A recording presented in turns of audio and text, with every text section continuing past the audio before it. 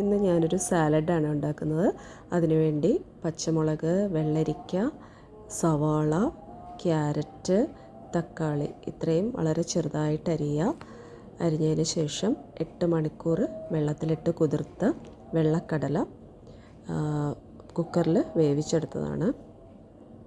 ഇതിലേക്ക് ആവശ്യത്തിന് ഉപ്പും കുറച്ച് മുളക് പൊടിയും കുരുമുളക് പൊടി ചേർക്കാം, അതായിരിക്കും ഒന്നുകൂടെ ഹെൽത്തി.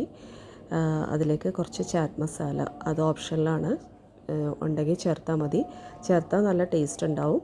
പിന്നെ മല്ലിയിലയും ചേർക്കുക. ഇതൊക്കെ ടേസ്റ്റ് മേക്കറാണ്, എല്ലാം ടേസ്റ്റ് മേക്കറാണ്. ഇതൊക്കെ വേണമെങ്കിൽ ചേർത്താൽ മതി.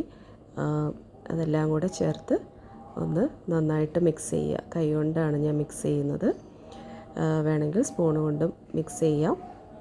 അതിനുശേഷം ഇഡ്ഡലി തട്ടിൽ നമ്മൾ ഈ പാത്രം വെച്ച് ആവി കയറ്റി എടുക്കുകയാണ്. ഞാൻ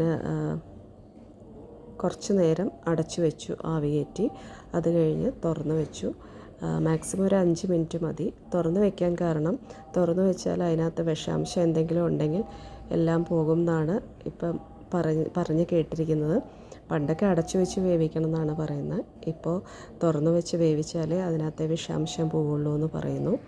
പിന്നെ നമ്മൾ കഴുകുന്നുണ്ടല്ലോ, ഉപ്പുവെള്ളത്തിലൊക്കെ നന്നായിട്ട് കഴുകി എടുക്കുന്നുണ്ട്. അപ്പോൾ അങ്ങനെയൊക്കെ നമുക്ക് അതിനകത്തെ പെസ്റ്റിസൈഡ്സൊക്കെ മാറ്റാൻ പറ്റും.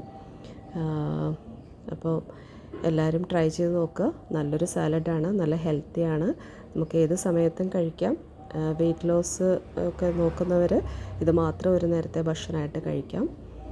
ഓക്കെ, അപ്പോൾ എല്ലാവരും ട്രൈ ചെയ്ത് നോക്കുക. Thank you.